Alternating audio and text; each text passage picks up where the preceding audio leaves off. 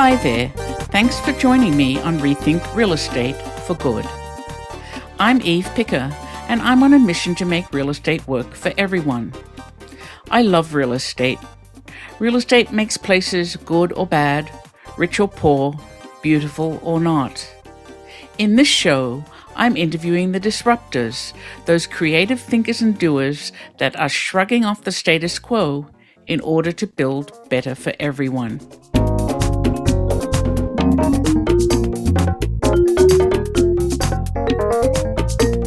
This is a long one, but I couldn't help myself. Enrique Penalosa is an exuberant lover of cities, equitable cities. He served as Mayor of Bogota, Colombia, not once, but twice, profoundly transforming his city from one with no self-esteem into an international model. As mayor, Enrique launched Transmilenio, a bus mass transit system which today moves 2.4 million passengers daily. He also built an extensive bicycle network at a time when only a few northern European cities had one, along with greenways, hundreds of parks, sports and cultural centres, large libraries, 67 schools, and a radical 33-hectare redevelopment in the heart of Bogota, previously controlled by drug dealers. This required demolishing more than 1,200 buildings. Recently, he published a new book called Equality in the City. Look for it on Amazon. Of course, the accolades are too numerous to mention here. Enrique's work is considered significant and influential by many, and the list of awards is long. There's a lot to learn here, more than an hour's worth of podcasting can hold.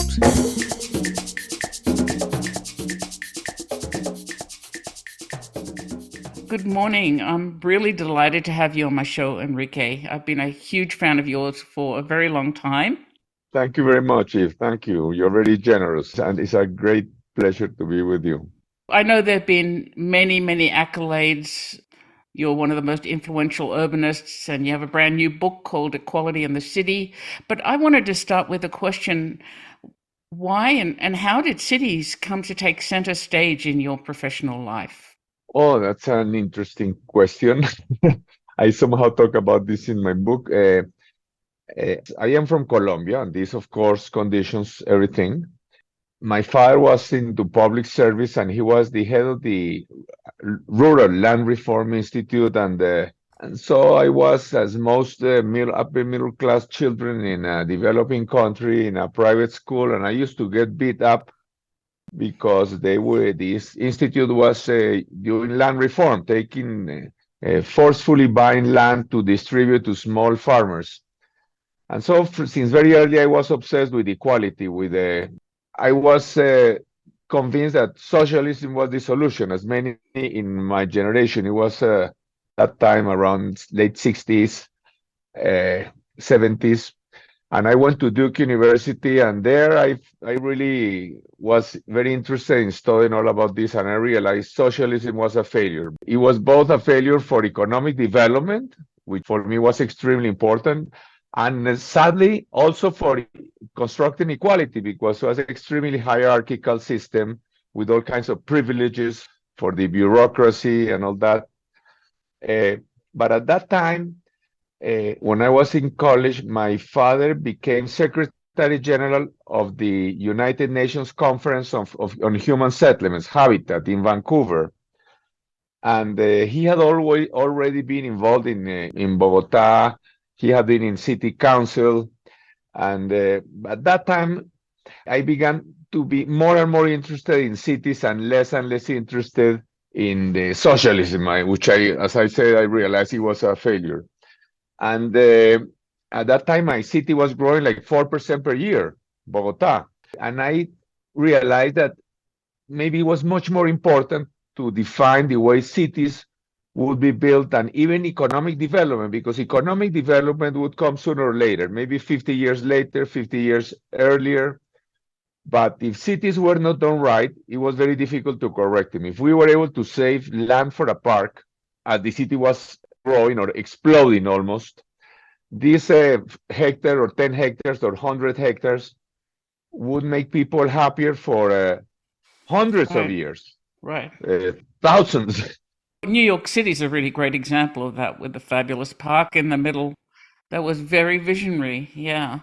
Exactly. New York City, I mentioned this, and I work a lot with Africa recently. New York City created Central Park in 1860, when New York City had less than 1 million inhabitants and had an income per capita very similar to some developing countries today.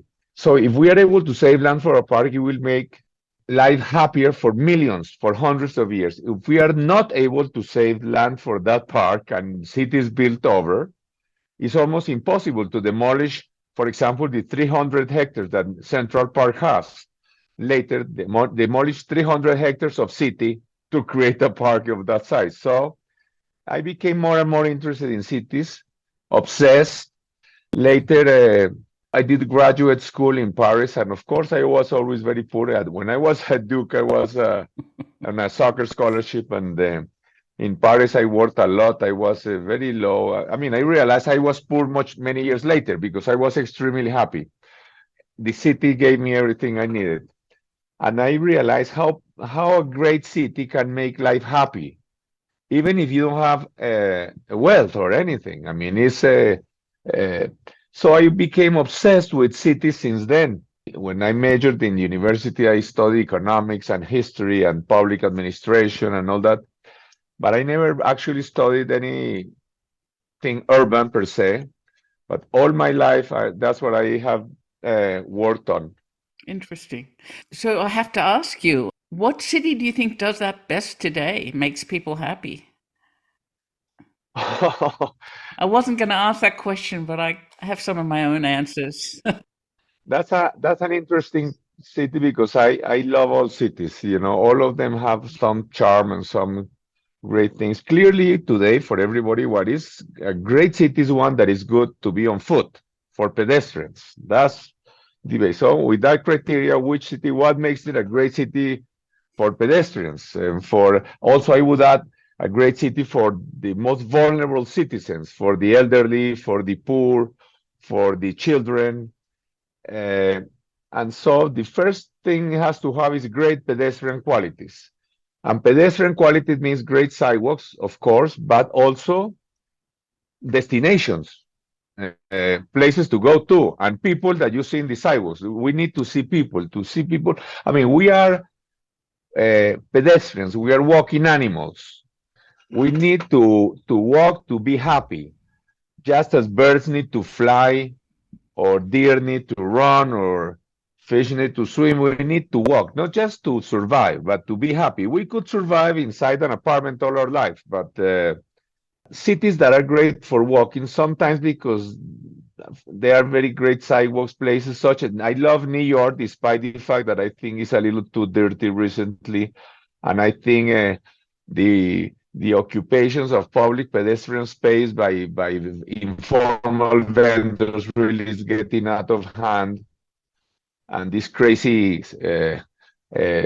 how is it that they put in the buildings the andamios scaffolding all over the place that lasts for Yeah, years. I mean, yeah. but despite that, I love New York because it's so full of life and it's so free and it has beautiful places like the riverfronts. And anyway, I mean, I love all cities. I love, and it seems very spontaneous. You know, spontaneous. So it's not like, and they are everybody's like doing their own thing and doing things. There are cities where I think you can be there and just simply lead a contemplative life, but others if somehow prod you To do to more, do things, to yes, be yes. active, to create, to do. Other cities you can just go to the cafe, relax, and that's fine. But I like this You energy in like New York that active yeah, cities, yeah, yeah, somehow yeah. prods you to be active and to create and to do things. But I mean, all cities are wonderful. I mean, all for different reasons. Mexico Yes, City, my city, I like, of course. I mean, I love all cities. yes. So let's move on. You had two terms as mayor of your city, Bogota, Colombia. And they're often cited as transformative for the city. So, what led you to become mayor? I mean, I hear the love of cities, but becoming mayor is really another big step, right? Yes, I was obsessed with public service somehow. Always, this is why even there's an interesting thing when I was born in the United States because but I was there for only 1 month, as my accent shows. When I was a kid, my family went back to when I was 15 to my father was working at the Inter-American Development Bank. Uh, and even though then I was at Duke University, a very good university in the US, and I had a US nationality because I had been born there. In one of these rare trips to Colombia, I renounced my US citizenship because since then I was interested in politics. In politics, and my father had been a public servant but not elected, and he was attacked and all this and had many. And I remember always an uncle of mine who said, "Look, your father was attacked so dirtily because he had neither money nor votes." So I said, I will not have money, but I will get votes. What gives you power when you are, what makes you be able to do change when in government is to have votes. The difference between the one who is elected and the one who is appointed is like the difference between the owner of the company and the manager. Uh, if you Right. are appointed and you do anything that creates a conflict, you are fired. So I always thought I wanted to be elected, and that's why I said maybe to have a U.S. nationality may become a handicap in the future. And I was obsessed with doing things for cities. More and more, the more I studied since I was in the middle of college, I was obsessed with studying, reading, and I lived in Paris. And I always dreamed of doing things that were very obvious. And I dreamt, for example, of bikeways much before. I mean, there were always bikeways in the Netherlands and Denmark, but there were no bikeways in Paris when I lived there, not one single bikeway.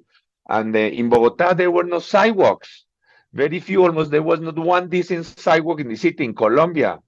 And I always also dreamt that the rail systems were too expensive for our possibilities, that we needed to organize some kind of efficient bus-based mass transit. And I mean, I was obsessed since then. And so I wanted to become mayor.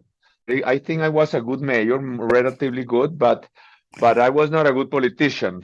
So I, We had a mayor like that in Pittsburgh. He was a fabulous mayor, but he was not a good politician. yes. I mean, I have lost like 7 elections in my life.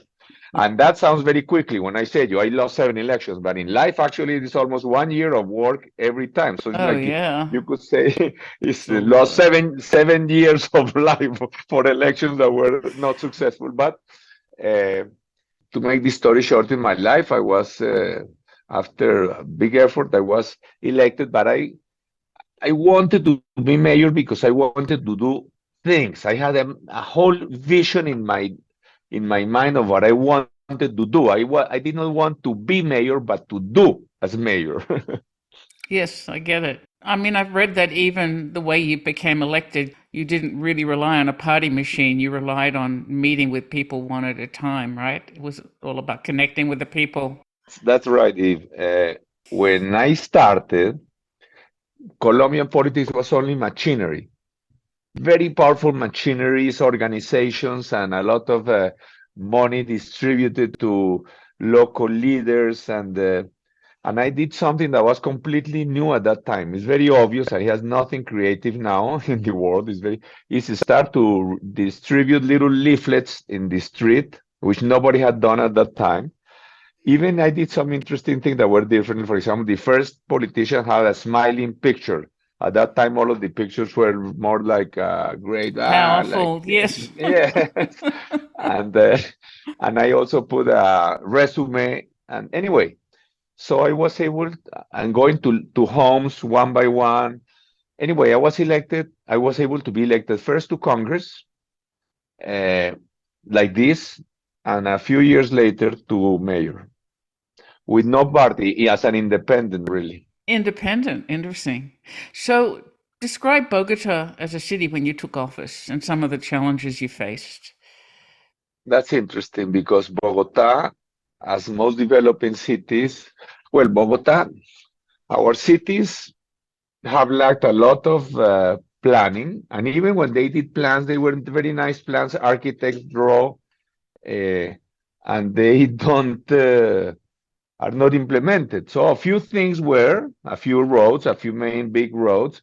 But for example, more than 40% of Bogota, when I was first elected in 97, had informal origin, had been of informal origin. And since I had worked in the past in things with the city, for example, I was vice president of this Bogota Water Company. I had really worked closely and I knew very well, and I was very obsessed with this uh, informal urbanization, how lower income people were not able to get legal land, well located legal land. So were they forced to the steep hills around the city, steep mountains, or flooding zones near the river. And so with the water company, we used to be able to work a lot in the legalization of these to bring water and sewage. And so this is one thing Bogota had. Another thing, Bogota did not have sidewalks, practically not one. I would say they were not one. They had been a few decades before, a few sidewalks built or some sidewalks, but the cars simply were parking on top of them whenever they had been built, and many places they had not even been built at all. So it was horrible for pedestrians, and of course, Colombia has always been a very much of a bicycling country. It's the only developing country, the country in the developing world that has successful cyclists at the world level. Some That's Colombians have won. interesting. That's Yeah, interesting. there Yeah. is no other developing country in the world. I mean, you would think this is not an expensive sport. It's not like yachting, but nevertheless, for some reason, Colombia is the only developing country that is successful. For example, a Colombian won the Tour de France, and Colombians have won the Tour of Spain and of Italy, Oh, and, wow. I uh, didn't know and that. Yeah. but there were no bicycling for work, for zero, for transportation. It was like a sports thing. And of course, only 10% of the people had cars, but they were the richest and most powerful people in the city, and they think they could park in the sidewalks and they thought the bicyclists were a nuisance. If there were any, they were almost nobody used to go to work by bicycle. There were almost no parks, and the few parks that were completely abandoned, not in a good shape. So this is the environment I found, more or less. And of course, the traffic jams were worse and worse, and there was not a decent public transportation system. Of course, there was not a metro, and there was not the bus system was completely chaotic. There were thousands and thousands of buses that were uh, almost individually owned, racing against each other, people hanging from the doors. Oh, And sometimes, since they were fighting for passengers, they would block the another ones, and the other bus, the driver would get out with a cudgel and break the windows of the other bus. Even if the other bus was full of passengers, it was like the Wild West. That's the city. it was. It was like the wild. Just backing up a little bit. How many people live in Bogota? Now we have like 8 million inhabitants in It's Bogota, a big and city. also Okay. in the surrounding municipalities, like a little bit about 1,200,000 more or something like that. Okay. Okay. And then it was also a lot of poverty and drug activity and altogether not a very healthy city by the sounds of it. There was a lot of poverty because we were a developing city that was very poor, and we are still. I mean, so far, for example, Colombians' income per capita today is around $6,000, Oh, and the United States income per capita is like $80,000 or something like that. So it would take us, if we do very well with very high economic growth rates, it would take us maybe, even if we have very high economic growth rates, like for example, if we grew at 3 or 4% per capita annually, it would take us more than 150 years to reach today's income per capita of the United States. Not to catch up to the United States, but to reach where the United States is today. wow. We have advanced a lot. Colombia has progressed a lot. We have reduced poverty very much. We have made huge advances in education and all that. But we have still poverty. But of course, we had much more poverty 25 years ago when I first became mayor. So, what did you tackle first? One thing, before I go into that, I Sure. like to say that this experience in urbanization is fascinating because it's gigantic. I mean, when I became mayor, Bogota's population would double every 16 years or so. And the size of the city grows much more than proportional to population because as a society gets richer, there are more buildings that are different from housing. For example, when a society is very poor, barely there are housing buildings. As societies get richer, there are shops, there are factories, there are offices, there are universities. And one thing that is very interesting, this is not just history. What we are talking about is not history because this is the challenge in Africa. I think the most important challenge in the world today is African urbanization. Today in Africa, there are more than in sub-Saharan Africa, there are more than 250 million people who live in slums, horrible poverty, slums with no electricity, no water, no sewage, different degrees of poverty, but all of them horrible. And if the things continue the way as they would have more than 500 million more people living in slums in 20 years. Uh, African urban population, it grows by the amount of the US population, about 320 million or something, uh, every 15 years Ugh. or so. So in every 15 years, Africa has to build the amount of uh, housing that the whole US has today, every 15 or 16 years, and they are extremely poor. Not only housing, the sewage, the water The system, the infrastructure. schools, the roads, they're going to have giant cities. Cities that may be like Lagos, cities that may be 60 million inhabitants or more. So it is extremely important, not only for Africa, but for the world, to do good cities in Africa. Even if at first they do not have all the water or sewage, but to leave enough space for roads, for parks, for public transport, uh, because otherwise this is going to be horrible for the environment and horrible suffering for people. And this is even a problem for the security of the world, because this is going to be a completely inhuman situation that can have unexpected consequences. So what I'm saying is that my experience in Bogota, Latin America is a few decades ahead of Africa in economic development and urbanization. Uh, but this is still a big challenge for the world. This is not just history.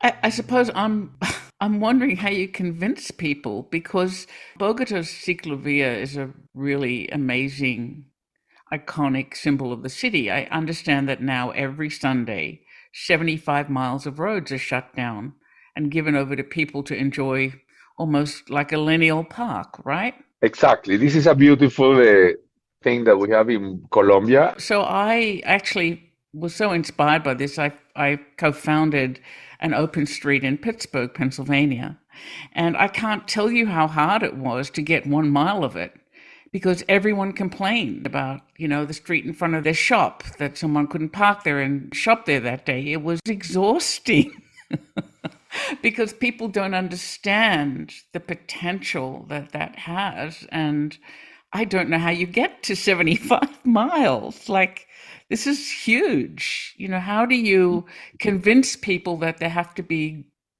fabulous cities in Africa or we're all going to suffer? It's most people don't want to think about it. Yes, there are several aspects of this. This is a fascinating thing. It all has to do with equality, which is the theme of my book in a certain way. How cities can construct equity, so that a good city is one place where nobody should feel inferior or excluded.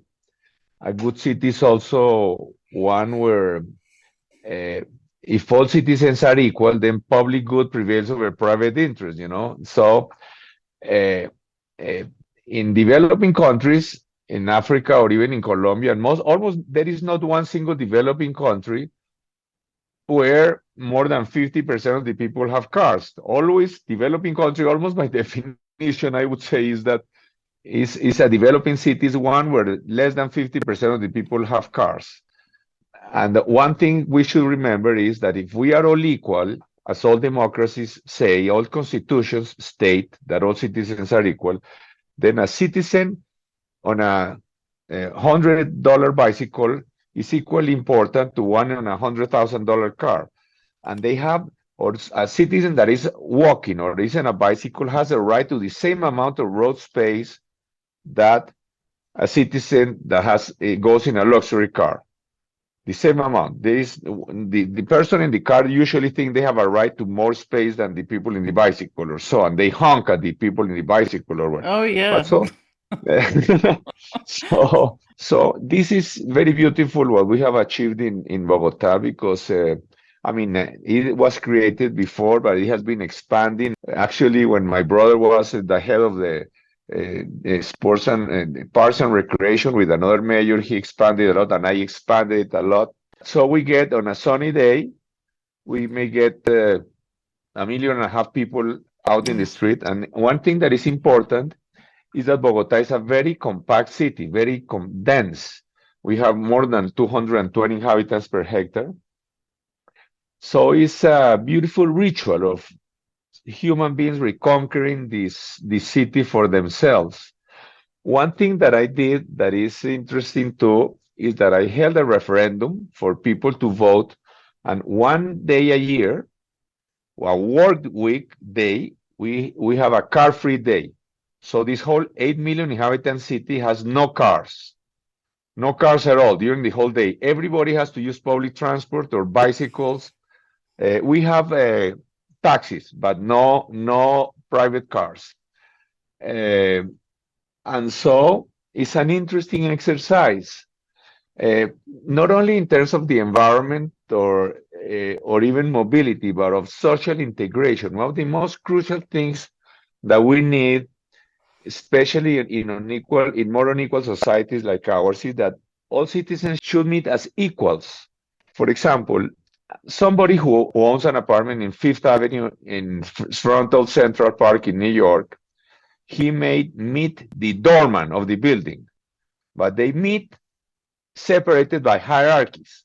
One is the owner of the apartment, and the other one is the employee, low-paid employee. But if they meet in the sidewalk or if they meet in the park, they meet in a completely different way. They meet as equals, or if they meet in public transport. So in a great city, people meet as equals. This is not enough but this is one of the kinds of equality that a good city can construct. And so in this kind of exercises, if we get people to meet together, for example, if two people meet in bicycles in a traffic light, maybe one bicycle is $10,000 and the other one is $100, but it doesn't matter. They both meet as fragile humans, vulnerable. They see each other. They have the same right to the street. They have the same right to the space. It's very different than if somebody is in a crowded public transport and the other one is in a luxury car or something. There is a proximity, there is a vulnerability. And so these exercises that we do in Bogota, I think they are interesting. And they are good for the environment, they are good for mobility, and they are good for social integration or construction of some kind of unconscious equity. So you, as mayor, you focused on mobility, not just bicycles, right? I read about the Transmilenio, the first metro line, a huge bicycle network, greenways. Do you want to tell us a little about all of that? Thank you very much, Eve. Yes. For example, the Transmilenio, the BRT, I had even written about how we should organize a bus system that was different than the one I described earlier, with exclusive lanes for buses and a system that where people would have prepaid cards so they would not take time to board the bus. And then I found the Curitiba system. Mayor Jaime Lerner in Curitiba had done a wonderful, in Brazil, Curitiba had done a wonderful system But Curitiba was a small city. The system had been created like in 1973 or 4, and they only have 500,000 inhabitants at that time. It did not have much impact. But then to me, I was marveled because I said, this is the solution. This is perfect because rail systems are too expensive. I mean, subways are wonderful, but Yes, yeah. they cost a huge amount of money. It's extremely expensive to build and extremely expensive to operate. Uh, and so we created a BRT system, and actually we were innovative even in that we gave a name to it. You know, one of the things that I knew from, since you tell me you are in Pittsburgh, one of the first places in the world where they did some exclusive lanes for buses was Oh there in yeah, I Pittsburgh, use it. I use actually. it. I use it a couple of Eh, times a week. I live downtown and I have an office in East Liberty, a building in East Liberty, and it takes me 7 minutes on the busway, and if I drive, it's 30 minutes. Exactly, It's so, fantastic. It's well, fantastic. I'm very happy that you say that because I like to tell you and to tell the Pittsburgh people that one of the things that influenced me to create Transmilenio was the Pittsburgh project because that's before Transmilenio. Yes. I found about it, and these things motivated me and inspired me. It's very limited. I wish they would expand it. They're doing a line now from downtown to Oakland, which is the university center, but they've been talking about it for 30 years. It takes a very long time to do things. This brings us to the fact that solutions to mobility, more than an issue of money, are an issue of equity and political decision. This is very obvious. Some things sometimes for us they are before our noses and we don't see them. For example, only about 100 years ago or a little bit more, women could not vote, and it was not fascists who thought women should not vote. I mean, normal people, good people thought that this was good, that was normal. Uh, and today we see this is completely mad.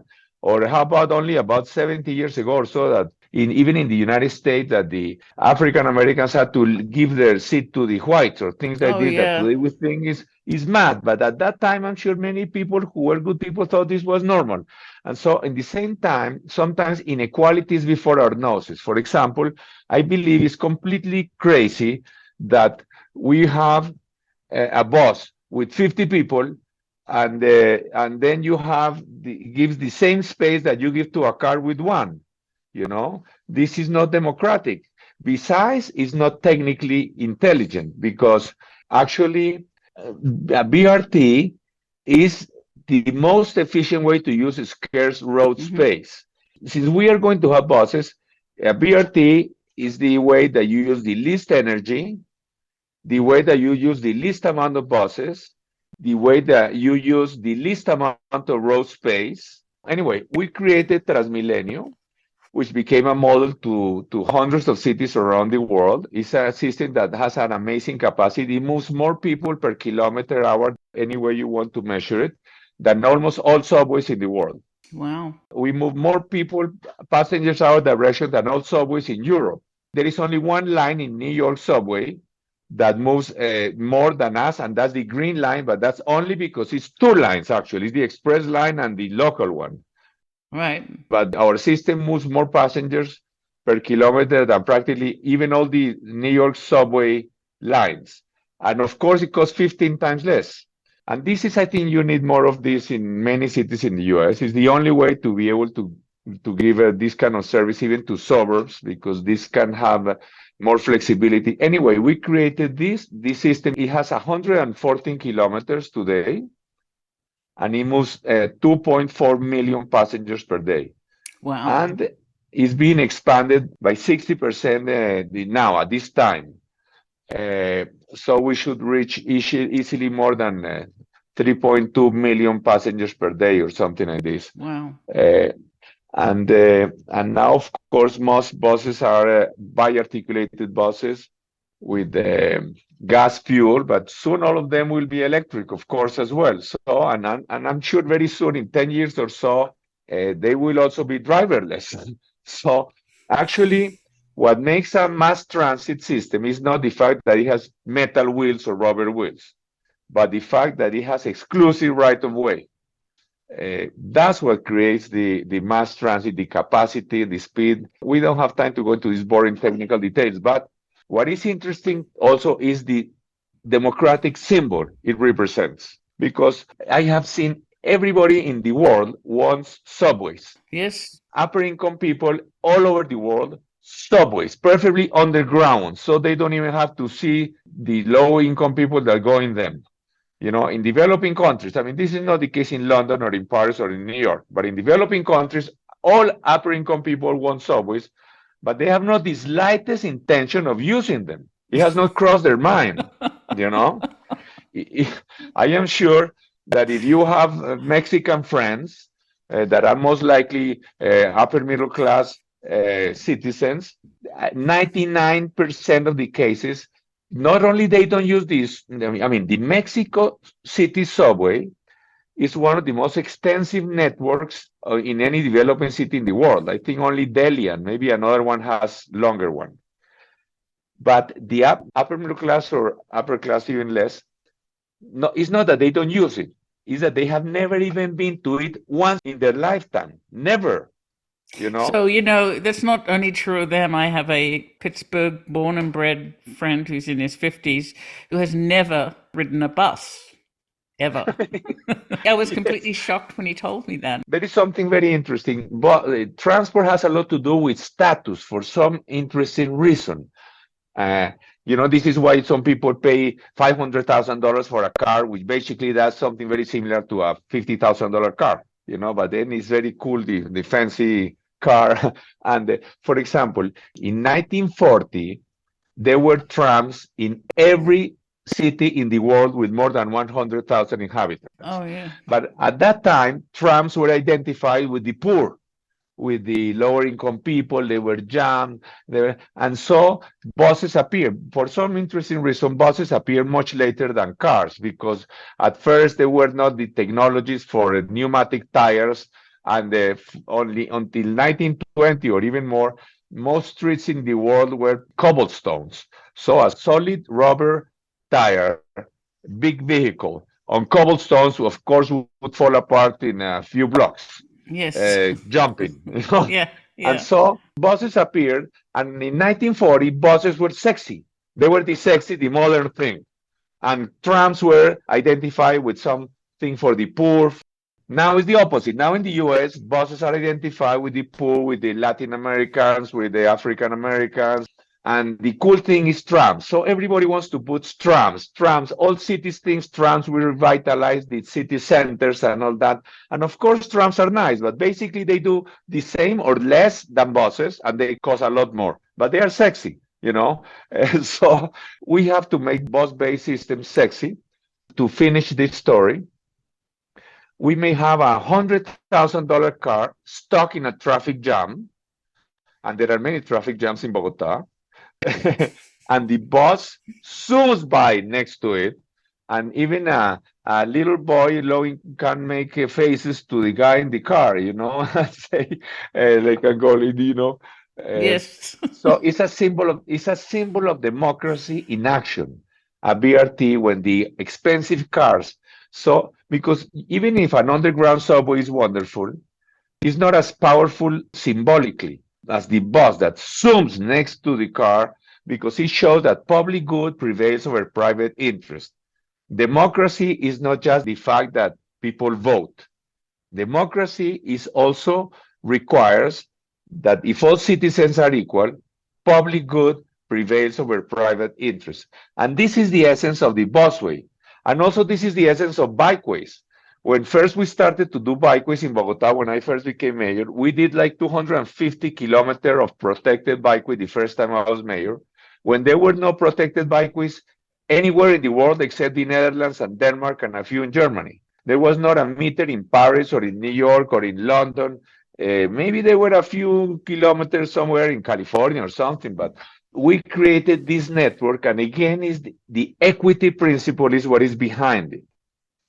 What we are saying is a citizen on $100 bicycle is equally important to one on a $200,000 car. And the protected bikeway not only protects the cyclist, but it raises the social status of the cyclist. And this is very interesting. Bogota today has the highest amount of cyclists in any city in America.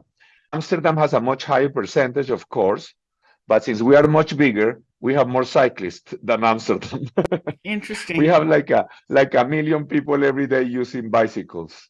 Your optimism about this is infectious, but I can't wonder what sort of pushback you had because wealth is powerful, right? So even if 10% of the population don't get it, like that must have been an enormous lift. I had a lot of enemies in politics. Yes, I mentioned I was not a good politician. Amazingly enough, I was re-elected. In Bogota, there is not immediate re-election. If I had had immediate re-election, I would have loved to have 2 or 3 periods. I would really would have transformed Bogota. But I had to wait several years afterwards, and it was very difficult. Even, for example, when I was just having the war to get cars off the sidewalks and to put bollards, for example, they made this huge calumny. Half of Colombians thinks that I made a business making bollards, and there was never an investigation. There was never even a press article, nothing. But there was so much calumny that I would say if we make a poll, half of not Bogota people, Colombian people, think I made some kind of business making bowlers or that my mother had a bowler factory or my brothers or something because we had to put bollards because we built a lot of sidewalks, but we did not have enough money to build the sidewalks everywhere. So we had to put bollards where we did not have money to build sidewalks. It's always difficult. I try to do many things. I mean, again, we have to do what will improve the life of all. And this implies conflicts. For example, now I talk very quickly about how we created Transmilenio. But these people who used to have individually owned buses before Transmilenio, they were extremely powerful, extremely well organized, and they would bring the city to a halt on a strike, and they would put the president on his knees. Oh, When I was doing Transmilenio, the president would call me once they had a strike, and he would call me all the time at home and everything to tell me to stop and to negotiate that this was not tolerable. Happily, in the Colombian constitution, the mayor has a lot of autonomy, and I did not have to obey the president. But I am saying this is the kind of difficulties that you find when you are seeking the public good. And not only that, for example, many of these traditional bus operators became the contractors of the Transmilenio system, and actually it was very good business for them. But it was not easy. And for example, there was the most exclusive club. This is the cover of my book, by the way, the cover of my book. The most exclusive country club in Colombia, where the elite of the elite, maybe, I don't know, 1,500 members, all the former president, the richest people in Colombia, I mean, the most powerful people. I use eminent domain to turn the riding stables and the polo fields into a public park. And I also said that the whole golf course should become a public park as well. And this was, of course, very difficult. And of course, all of these are battles. Sometimes I had to battle the drug traffickers who control the whole area downtown. The police would not enter this area unless they were on a big operative with 100 police, but 5 police would not go there because it was completely controlled by crime. And this was 2 blocks from the presidential palace, from the main square in the country, in the city, from Congress, from the Supreme Court of Justice. And it was extremely difficult. And we demolished more than 1,200 buildings in my 2 terms, and were able to create parks and housing. wow. But everything that you do is difficult. It's difficult and painful. And yet you went back for a second term. I went back. This thing that I just. Is the third one that we need to know about? Well, I was feeling that I was already in a certain age, but then once I see Mr. Biden and Mr. Trump as candidates, so I feel very young again. Very good. It's only a number, right? I felt. So I will go for another term or something. This is an amazing story. So I want to ask you, what's the accomplishment you are most proud of? Uh, well, there are many things that made me extremely happy. For example, I was able to get more land for parks than all the mayors in the city in the whole history. The Transmilenio is very exciting to me because I think, again, as mobility, as symbol of democracy, there are some other things that we did that are very beautiful. For example, one of the most difficult things is to give good education to the poorest people, quality education. And we began to build some beautiful libraries, like four large, beautiful libraries, some in low-income areas. So they're symbols that construct, like temples, that construct values, that knowledge and education are important.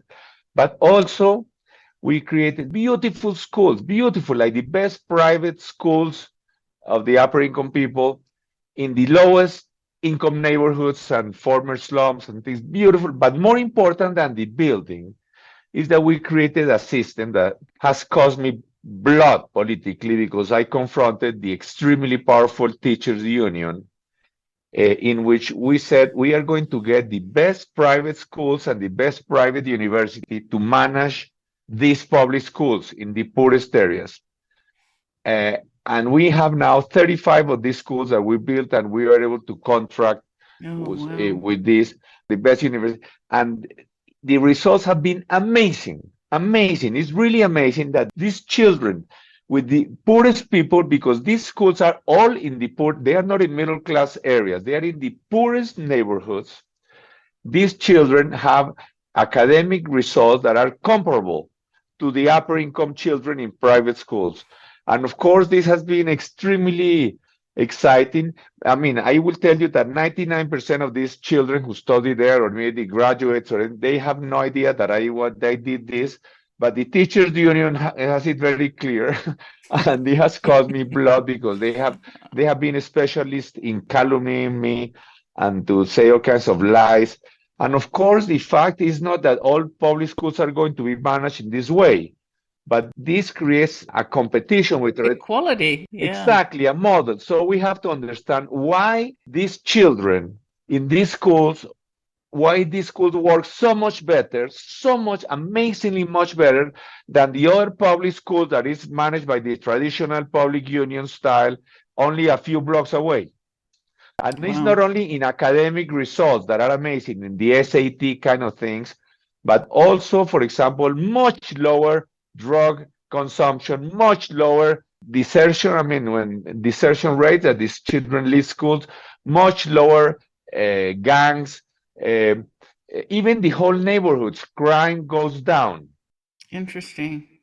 It's really fascinating. And of course, like many things that, so this, if you say, what are you most proud of? I think that these schools are teaching some things which have not yet been adopted by the rest of the educational system, but this very clear what it is that makes them much better. Interesting. We could talk all day, but I'm going to have to wrap up. So, one more question. What's next for you? Well, we have in Colombia this time what I consider a terrible national government. We're doing many crazy things, and I continue participating in politics. I mean, I have like more than 2 million followers in Twitter, and so I try to give opinions or things.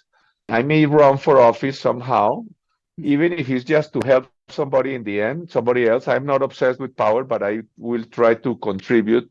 And I'm also working very much internationally. I have been given the opportunity by some programs in Africa that are being built by Amali, an organization called Amali, and by Bloomberg. So I am extremely interested in being able to participate more in African urbanization.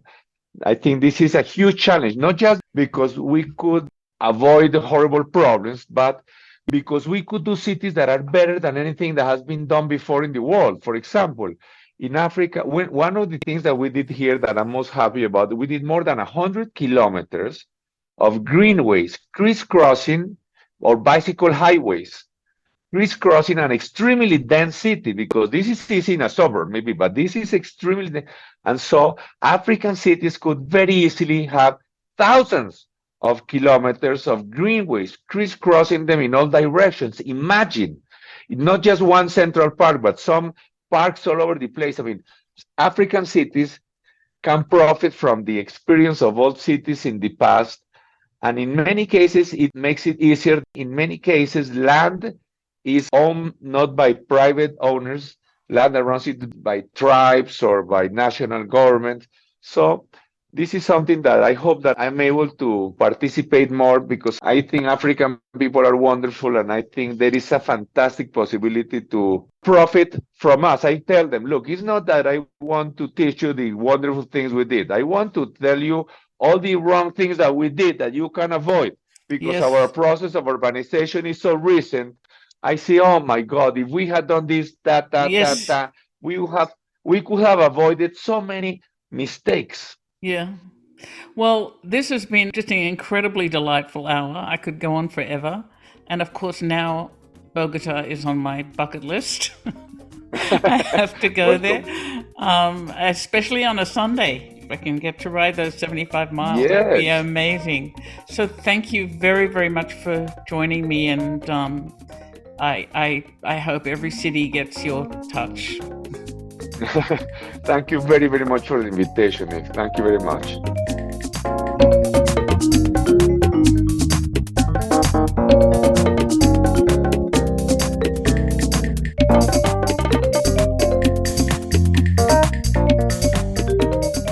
I hope you enjoyed today's guest and our deep dive. You can find out more about this episode or others you might have missed on the show notes page at rethinkrealestateforgood.co. There's lots to listen to there.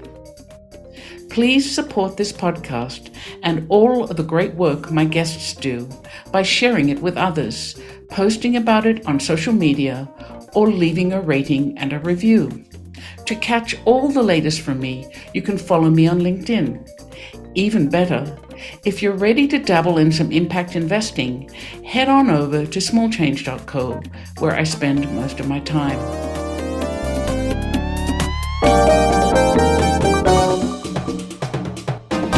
A special thanks to David Allardyce for his excellent editing of this podcast and original music. And a big thanks to you for spending your time with me today. We'll talk again soon, but for now, this is Eve Picker signing off to go make some change.